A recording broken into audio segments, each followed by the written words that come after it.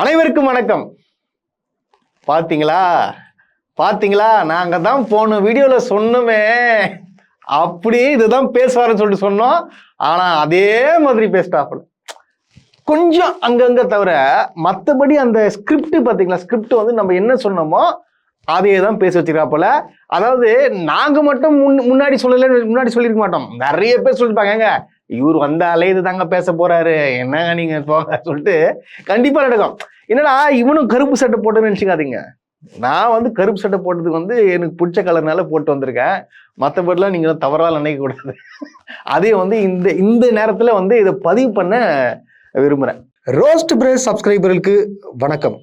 கடுமையான நெருக்கடியில தான் உங்களுக்கு தொடர்ந்து வந்து வீடியோ போட்டுட்டு இருக்கோன்று உங்களுக்கும் நல்லாவே தெரியும். நம்முடைய சேனல் வளர்ச்சிக்கு உங்களுடைய பங்களிப்பு கொடுக்கணும்னு நினைச்சீங்கன்னா இந்த QR கோடு மூலமாக உங்களுடைய பங்களிப்பை நீங்க கொடுக்கலாம். நன்றி. அதாவது நான் ஏன் சிரிச்சுனே பேசுறேன்னு நினைக்கிறீங்க? சினிமே வந்து நம்ம சிரிச்சுனே ஜாலியா இருக்கலாங்க. ஏன்னு கேட்டீங்கன்னா, இந்த கரூர்ல இறந்தவங்க இருக்காங்க பாத்தீங்களா, அவங்களே வந்து சந்தோஷமா விசிலுக்கு ஓட்டு போட்டு இப்ப சந்தோஷமா இருக்கும் போத நாம ஏன் கஷ்டப்படணும், நம்ம ஏன் டென்ஷன் ஆகணும், தட்டி விட்டு போயினே இருக்கணும். அதெல்லாம் விட்டுருங்க, அவ்வளவுதான். அதாவது மக்கள் அவங்க மனநிலை என்ன, விஜய்ன்ற ஒரு ஆள் அது போதும், அதுதான், அது ஒண்டி போதும், சோறு தண்ணிலாம் தேவையில்லை. ஸோ அந்த மாதிரி இறங்கிட்டாங்க. இன்னைக்கும் பாக்குறேன் வழி நெடுக்க கூட்டம் நிக்கிறாங்க. எதுக்கு கூட்டம் போடுறான் என்னன்னு சொல்லிட்டு தெரியல. அதாவது போன ஆட்சியில் சொன்னாங்க, என்னங்க அவ்வளவு கூட்டம் வருது, போலீஸ் என்னங்க பண்ணுது, என்ன போலீஸ்லாம் இருக்குதா இல்லையான்னு சொல்லிட்டு எவ்வளோ யாருமா பேசினாங்க. ஒன்றும் இல்லைங்க, நான் ஒன்று சிம்பிள், இந்த வீடியோ கொஞ்சம் பாருங்க.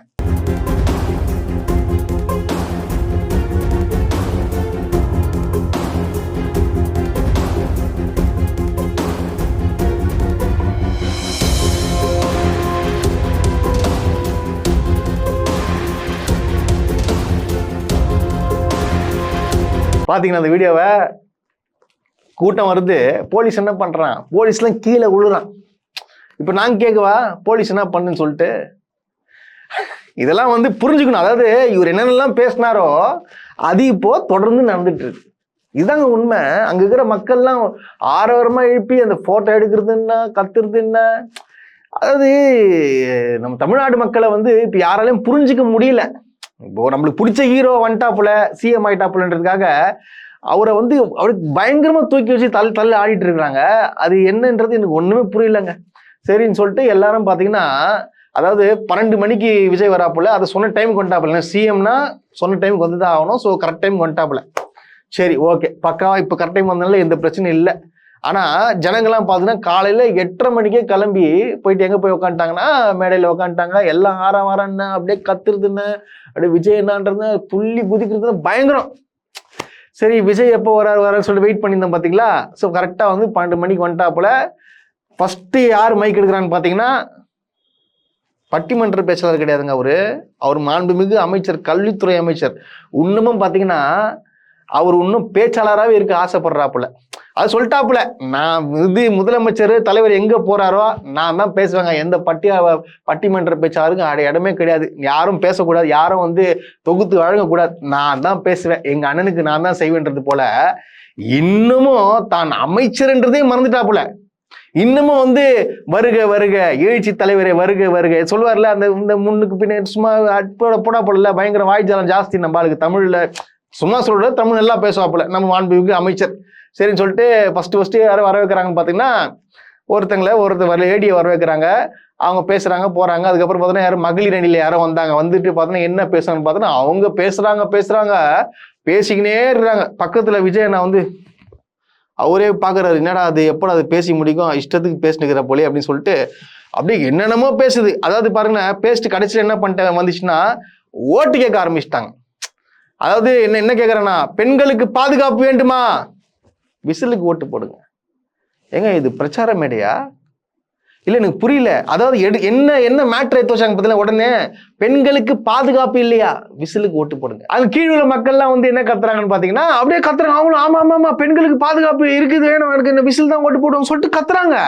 அதாவது உங்களுக்கு எல்லாருக்கும் தெரியும், தமிழ்நாட்டுல இப்ப கிட்டத்தட்ட இந்த ஆட்சி அமைத்துல இருந்து பெண்களுக்கு எதிரான வன்கொடுமைகள், பெரிய குற்றங்கள் தொடர்ந்து நடந்துட்டு இருக்கு. அது பாதி பேர் டிவி கேட்கறாங்க. ஆனா இவங்க என்ன ஓட்டு கேட்கறாங்க, பெண்களுக்கு பாதுகாப்பு, உங்களுக்கு வேணும்ல, உங்களுக்கு தொடர்ந்து வேணும்ல, அப்ப நீங்க வந்து என்ன பண்ணுங்க, விசிலுக்கு ஓட்டு போட்டுன்னு கேட்கறாங்க. இவங்க எல்லாம் பார்த்துட்டு இருக்காங்க. ஆனா ஒரு என்ன தமிழ்நாட்டுல என்ன நடக்குது, ஏது நடக்குது, என்னென்ன பிரச்சனைகள் ஓடுது, சட்டம் ஒழுங்கு எப்படி சரியா இருக்கா இல்லையான்னு சொல்லிட்டு தெரியாம அங்க உள்ள ஜனங்கள் எல்லாத்தையும் மறந்துட்டாங்க. எனக்கு இது புதுசா இருக்குது. கரூர்ல விஜய் அவர்கள் வந்து பேசுறாரு. அதாவது பாத்தீங்கன்னா 41 பேர் வந்து இறந்துருக்கிறாங்க. கரூர்ல வந்து டிவிக்கு தோற்கடிக்கப்பட்டுச்சு, கரூர் தொகுதியில. இருந்தாலும் விஜய் வராருன்னு அந்த அளவுக்கு ஒரு ஆரவாரம் ஒரு கோஷம் போட்டு பண்றாங்கன்னா எனக்கு சத்தியமாங்க எனக்கு ஒண்ணுமே புரியலங்க. என்ன நடக்குது? இது நம்ம தமிழ்நாட்டுல இருக்கிறோமா, இல்ல குஜராத்ல இருக்கோமா, இல்ல ஆந்திரால இருக்கிறோமா, எங்க இருக்குன்னு உண்மை சத்தியமா எனக்கு புரியல. அந்த அளவுக்கு ஒரு ஆரவாரம் பண்ணிட்டாங்க. சரின்னு சொல்லிட்டு அடுத்தது யார் பேசுவான்னு எதிர்பார்த்தா எம்ஆர் விஜயபாஸ்கர் வந்து நின்றுட்டு, அதாவது இவரு அங்க தொகுதியில் நிற்கும் போது அவர் என்னெல்லாம் பேசி ஓட்டு கேட்டாரு அதெல்லாம் உங்களுக்கு எல்லாருக்கும் தெரியும். இப்போ வந்து மனசாட்சியே இல்லாம என்ன தெரியுமா சொல்றாப்புல, இவர் போனாராம், ஒரு சின்ன குழந்தை வந்துச்சான், பாத்தீங்களா தாத்தா, பாத்தீங்களா நீங்க எங்க கட்சிக்கு வந்துட்டீங்க, பாத்தீங்கன்னா சூப்பரு. அது பெருமையா பேசுறாங்களா. என்னது குழந்தையில இருந்து எங்க போனாலும் ஒருத்தர் வந்து ஆனா ஒரு இளைஞர் வந்து கேட்கறாராம், சூப்பர்ண்ணா நீங்க நம்ம கட்சிக்கு வந்துட்டீங்க, சூப்பர் இதுக்கப்புறம் வேற மாதிரி பண்ணலாம் அப்படின்னு சொல்லிட்டு சந்தோஷப்படுறாங்களாம். ஏன் உங்களுக்கு காரி துப்புனாங்களா, அதையும் சொல்றது தானே. வெக்கமே இல்லாம ரெட்டையில ஜெயிச்சுட்டு இப்ப டிவிக்கு போறிய, ரெட்டையில நல்லா நல்லா எல்லாத்தையும் சாப்பிட்டு டிவிக்கு போறியன்னு சொல்லிட்டு கேட்டாங்களே, அதையும் சொல்றது தானே. இவரை பாராட்டி புகழ்றாங்களாம், புகழ்ந்து தள்ளுறாங்களாம், அப்பா டிவிக்கே வந்து சொல்லிட்டு. அப்புறம் இன்னொன்னு சொல்றாப்புல, இவர் வந்து எம்ஜிஆர் மாரி வந்து அன்பு செலுத்தக்கூடியவரான், ஜெயலலிதா மாதிரி வீரம் கொண்டவரான், இரண்டும் சேர்ந்த கலவை தான் உங்கள் விஜயம். அதாவது பாவம் எம்ஜிஆர் ஜெயலலிதாலாம் பாவம், அவங்க ஆத்மா வந்து என்ன பண்ண சும்மா விடுமான்னு சொல்லிட்டு தெரியல. இஷ்டத்துக்கு தன்னுடைய பதவி வெறிக்காக வேணுன்ற ஒரே காரணத்துக்காக என்னென்ன பாருங்க. இவ்வளோ ஒரு எனக்கு சத்தியமாக ஜெயலலிதா நினைச்சா ஒரு மிகப்பெரிய சல்யூட். நான் எவ்வளோ வந்து விமர்சனம் பண்ணியிருப்பேன், அம்மா மன்னிச்சுக்கம்மா அவனை ஏதாவது தப்பா சொல்லியிருந்தா கூட. ஆனா இந்த மாதிரி ஆட்களை நீங்க உங்க காலுக்கடியில வச்சிருந்தீங்க பாருங்க, ஏஞ்சிக்க விடாம நீங்க குஞ்சின்னு இருக்கணும், நீ ஏஞ்சிக்க கூடாதுன்னு சொன்னீங்க பாருங்க. நீங்க கரெக்டா ஒரு தலைமை ஏற்றுறீங்க. ஆனா உங்க ஆளுங்களப்பா, ஆனா இந்த மாதிரி ஒரு ஆட்களை வந்து உலகத்துல எவனும் பார்த்துருக்க முடியாதுடா. ஏன்னா இந்த எம்ஆர் விஜயபாஸ்கர் மேல ஏகப்பட்ட ஊழல் குற்றம் இருக்குது. ஸோ இது வந்து எஸ்கேப் ஆகிறதுக்காக என்ன பண்ணிருக்காரு, நல்லா சம்பாதிக்கணும், மேற்கொண்டு சம்பாதிக்கணுன்றதுக்காக என்ன பண்றாப்புலன்னா ஆளுங்கட்சியான டிவிக்கு வந்து ஜாயின் பண்ணிருக்காப்புல. ஆனா இவர் இருந்தது இரட்டை இலை யாரை தோக்கடிச்சு, டிவிக்கு தோக்கடிச்சு, கரெக்டா. ஆனா என்ன பண்றாப்புல, இப்போ டிவிக்கு விசில் சின்னத்துல இருந்து இரட்டை இலை சின்னத்தை தோக்கடிக்கலாம்னு சொல்லிட்டு வந்திருக்காப்புல. இதெல்லாம் இந்த மனுஷன் என்ன பண்றது, நீங்களே சொல்லுங்க, இந்த மனுஷன் என்ன பண்றது? சரின்னு சொல்லிட்டு பேசிட்டு விட்டாப்புல.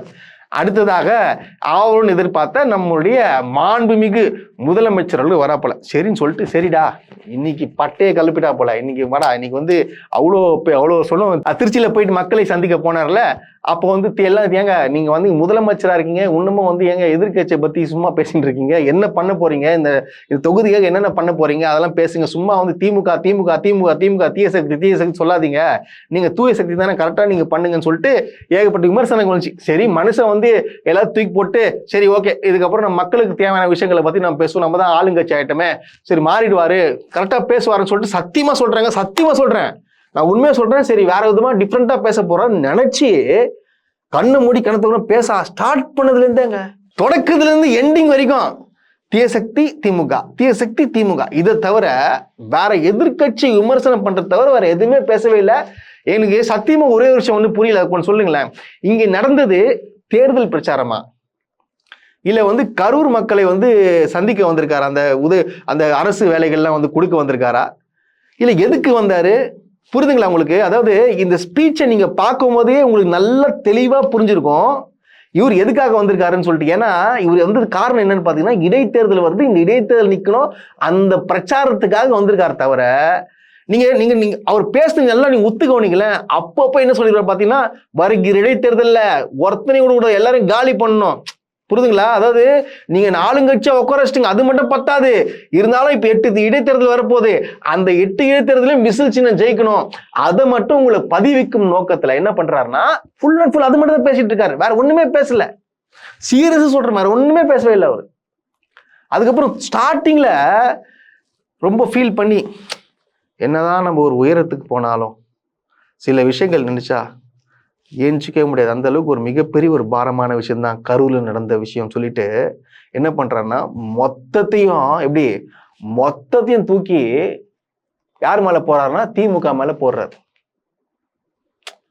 அதாவது என்ன சொல்றா போலன்னா, இப்ப எல்லாரும் வந்து கேள்வி மேல கேள்வி கேட்கறாங்களா, இப்போ வந்து புதுசா திசை திருப்பும் வகையில அவர் என்ன பேசுறாரு, ஏங்க நான் கேட்கிறேன், நாங்க வந்து நாமக்கல்ல முடிச்சுட்டு கரூர் வரத்துக்கு லேட் ஆச்சுன்னு தெரியும், எங்களை அங்கே நிறுத்தது தானே, எங்களை வர வேணான்னு சொல்றது தானே. முதலமைச்சர் ஐயா சத்தியம் பண்ணி சொல்லுங்க, பொதுமக்களாக நீங்க ஒரு விஷயம் யோசிச்சு பாருங்க. லேட் ஆகுதுன்னு சொல்லிட்டு எத்தனை வாட்டி இன்ஃபர்மேஷன் யார்கிட்ட கொடுத்துருக்கா, அவர்கிட்ட விஜய் அவர்களுக்கு கொடுத்துருக்காங்க. ஒருவேளை அங்க வந்து போலீஸ்காரங்க சொல்ற மாதிரி தடுத்து நிறுத்தி இல்ல பிளான் கேன்சல் சொல்லியிருந்தா என்ன சொல்லியிருப்பாங்க, ஆல்ரெடி பெரம்பலூர்ல ஒரு வாட்டி கேன்சல் பண்ண ஞாபகம் இருக்கா, இப்ப கரூர்லயே வந்து சொல்லியிருந்தாலும் என்ன பண்ணிருப்பாருன்னா, பாத்தீங்களா மக்களை வந்து சந்திக்க விடாம என்ன பண்ணிட்டாங்க.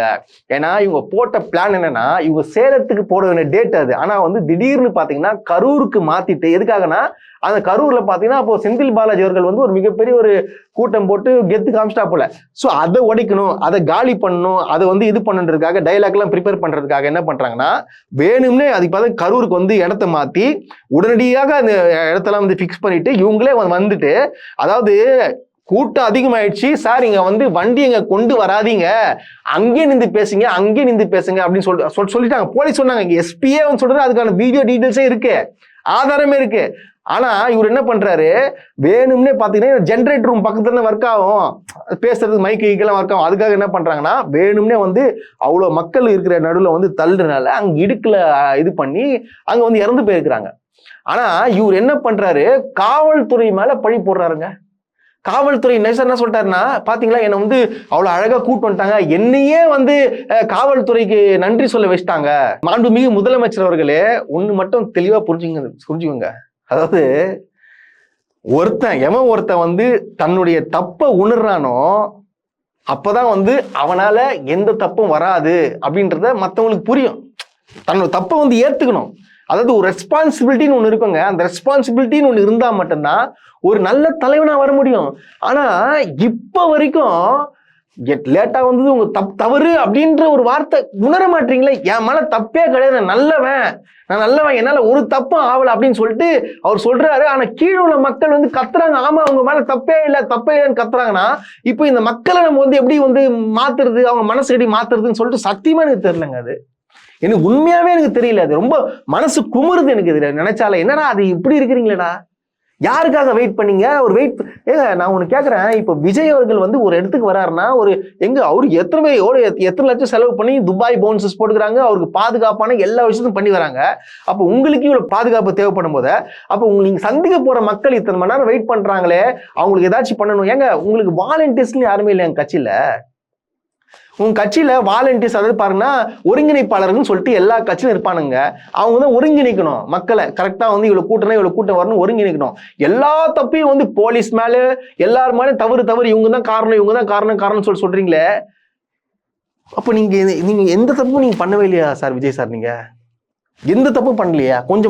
கொஞ்சம் அதாவது நம்ம என்ன சொல்றேன்னா, நீங்க வந்து டைம் தப்பு, நீங்க வந்தது லேட்டு, அவ்வளவு மக்களை காக்க வச்சிருக்கீங்க, தண்ணி சாப்பாடு இல்லாம அவ்வளவு வெயிட் பண்ணிட்டு இருக்காங்க. அப்ப நீங்க என்ன பண்ணணும் கேட்டா, போலீஸ்காரங்க தடுத்து நிறுத்தலன்னு சொல்லிட்டு ஒரு அபாண்டமா சொல்றீங்களே. ஆனா இதையும் அதை கேட்டுட்டு என்ன பண்றாங்க, மக்கள் கை தட்டி ஆரவாரம் பண்றாங்க. நீங்க ஆரவாரம் பண்ணுங்க. அதாவது என்னன்னா என்ன சொல்றது, அதாவது கொஞ்சமாச்சு மனசாட்சியோட பேசுங்க. வேற என்னத்த நான் சொல்ற போறேன். அதுக்கப்புறம் வழக்கம் போல என்னடா அது செந்தில் பாலாஜியை பத்தி இவர் பேசலையே அப்படின்னு சொல்லி பார்த்தா சொல்றாப்பல, அந்த கரூர் கம்பெனி ஓனர் இருப்பாரு, கரூர் கம்பெனி ஓனரு, அவரு ஓடினே இருக்காப்புலையா? அவரு ஓடினாரா? எப்பா அந்த வீடியோ கொஞ்சம் போடுப்பா.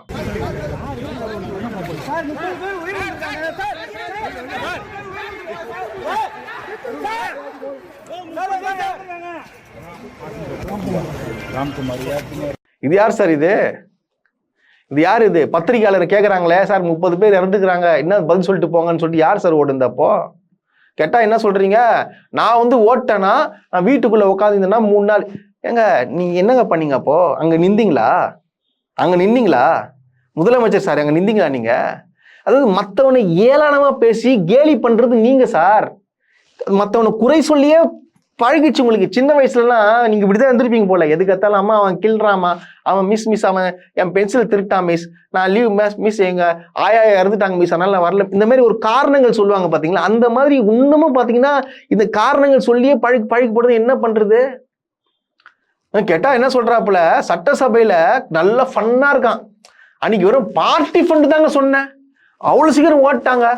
அத்த வாட்டில என்ன சொன்னா, உள்ள வந்த உடனே பார்த்தா எல்லா டோரையும் க்ளோஸ் பண்ணிட்டு சொல்லிடணுமா.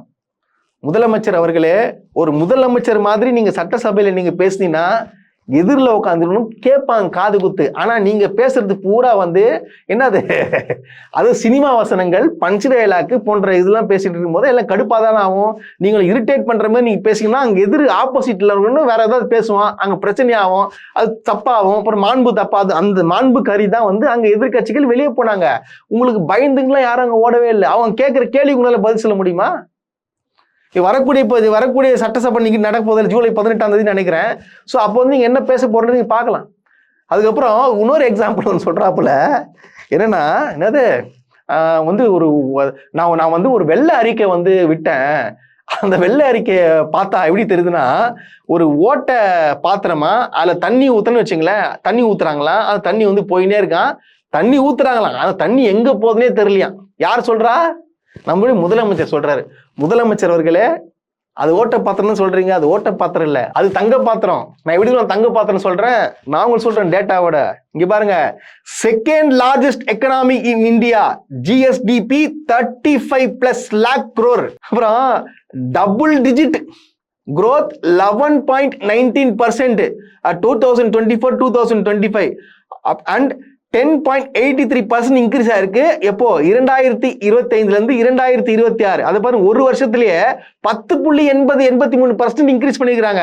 அப்புறம் 3.6 to 4 lakhs per capita, புரியுதுங்களா? அப்புறம் 14.74% growth most factories and industrial jobs, கிட்டத்தட்ட 14% growth இன்க்ரீஸ் ஆயிருக்கு. அப்புறம் பார்த்தீங்கன்னா மோஸ்ட் ஃபேக்டரிஸ் அண்ட் இண்டஸ்ட்ரியில் ஜாப்ஸ் நிறைய பேர், நிறைய இளைஞர்களுக்கு கிடைச்சிருக்கு. அதுக்கப்புறம் பார்த்தீங்கன்னா 59 billion export up to 13.7%. Number 1 in electronics எவ்வளோன்னு பார்த்தீங்கன்னா 13.7% உயர்ந்திருக்குங்க. இது வரைக்கும் ஹிஸ்டரி கிரியேட் பண்ணிக்கிறாங்க. தமிழ்நாடு இவ்வளவு வளர்ச்சி அடைகிறது. நீங்க என்ன சொல்றீங்க, இதுல குரோத்துங்க, எந்த அளவுக்கு வளர்ந்துருக்குன்றது டேட்டா. இது போய் செக் பண்ணிக்கோங்க போயிட்டு. இல்லைன்னா நீங்க என்ன சொல்றீங்க, தண்ணி ஊத்துதான், அது ஓட்டையா இருக்கா, தண்ணி போயிடும், எங்க போகுதுன்னு தெரியல உங்களுக்கு. அப்புறம் எப்படி சார் நீங்க பெருமையாவே பேசிட்டு வந்தீங்க? டெல்லிக்கு போனீங்களே, தமிழ்நாடு இந்த அளவுக்கு GDP எல்லாம் குரோத்ல இருக்கு, எல்லாமே பக்காவா இருக்குன்னு சொல்லிட்டு பெருமையை பீத்துட்டு வந்தீங்க. இப்ப என்ன சொல்றீங்க, எதுவும் பண்ணலன்றீங்க. கொஞ்சம் கூட மனசாட்சி இல்லையா விஜய் சார்? தப்பு இல்லையா அது? அப்புறம் சிஎம் சொல்றாப்புல நைஸா முன்னாள் முதலமைச்சரை சொல்லிட்டு இன்னொருத்தர் ஓடுறாரு, இன்னொருத்தர் ஃபாரின்ல போய் ஒழிஞ்சிட்டு இருக்காரு சொல்லிட்டு நான் ஸ்டாலின் சாரை சொல்ல. அப்போ எவ்வளோ ஒரு வன்மம். அதுக்கப்புறம் என்ன சொல்றீங்க, நான் 5 நிமிஷம் பேசுனதுக்கே கொளத்தூர்ல கொத்து பரோட்டா போட்டாங்களாம். இது நான் கேட்கறேங்க, இது ஒரு முதலமைச்சர் இப்படி பேசலாமா? இது ஒரு மாண்பா? இதுக்கும் கை தட்டுறாங்க அங்க உள்ள மக்கள். அதாவது என்ன வேணா கை தட்டுங்க. அதாவது இங்குள்ள மக்களுக்கு எல்லாம் திமுக என்ன சாதனை பண்ணிச்சு, திமுகவால தான் இந்த அளவுக்கு தமிழ்நாடு வளர்ந்துருக்குன்ற ஒரு தெரியவே இல்லை. இன்னமும் விஜய் பல சாதனைகள் புரிஞ்சு 40 நாள்ல பல சாதனைகள் புரிஞ்சா சொல்றீங்க. இங்க ஒன்னே ஒண்ணு சொல்லுங்க பார்க்கலாம். புதுசா கொண்டு வந்த திட்டம் ஒண்ணுமே இல்லைங்க. அது தயவுசெய்து உங்களுக்கு புரியுதா இல்லையான்னு சொல்லிட்டு எனக்கு தெரியல. இன்னமும் பாத்தீங்கன்னா மத்தவங்களை குறை சொல்லி, அதாவது முதலமைச்சர் அவர்களே தயவு செய்து மாத்திக்கோங்க. நீங்க என்ன பண்ண போடுறது பேசுங்க. தயவு செய்து தேர்தல் பிரச்சாரம் பண்ணாதீங்க. எங்கெங்க என்னென்ன பேசணும் அது பேசுங்க. இன்னும் தேர்தல் அனௌன்ஸ்மெண்ட்டே வரல, அவ்வளவு சீக்கிரம் தேர்தல் பிரச்சாரம், தீய சக்தி, அது தீர்ந்த சக்தி, அதுபோல அது என்ன சொல்றாப்புல, ஒரு பாயிண்ட போட்டாப்புல தைரியம் இருந்தா இப்ப இருக்கிற 8 எலெக்ஷன்ல இருக்குல்ல, நீங்க 2 பேர் தனித்தனி ஆளுங்கன்னு காட்டணுமா? நீங்க தான் பெரிய ஆளாச்சே, ஏன் அவங்க ஒண்ணு சேர்ந்து அவங்களை காலி பண்ணி பார்க்கலாம்? பயம் இருக்குல்ல, ஒரு ஒண்ணு சேர்ந்து நம்ம தோத்துருவோம்னு சொல்லிட்டு இருக்கா இல்லையா? அப்ப ஏன் எதுக்கு? அதாவது கரூர் மக்களே தயவு செய்து ஒண்ணு மட்டும் புரிஞ்சுக்கோங்க, இவர் வந்தது அவருடைய சுயநலத்துக்காக மட்டும்தான். மற்றபடி உங்க மேல அன்போ பாசமோன்றது கிடையாது. அதே போல பாத்தீங்கன்னா கோர்ட்ல ஒரு ஆர்டர் ஒன்று போட்டிருக்காங்க. அதாவது பாத்தீங்கன்னா இது அரசு வேலை கிடையாது, அரசுல தற்காலிக வேலை ஒன்று கொடுத்துருக்காங்க. புரியுதுங்களா? ஸோ வந்து இது கவர்மெண்ட் ஜாப்லாம் ஒன்றும் இல்லை, நிரந்தர வேலை கிடையாது, தற்காலிக வேலைன்னு சொல்லிட்டு தகவல்கள் வந்துட்டு இருக்கு. ஸோ இது விஷயமா வழக்கு பார்த்தீங்கன்னா ஜூலை 21 வந்து இதை பற்றி விசாரிச்சு வந்து பார்த்தீங்கன்னா தீர்ப்பு வழங்குவாங்கன்னு சொல்லப்படுது.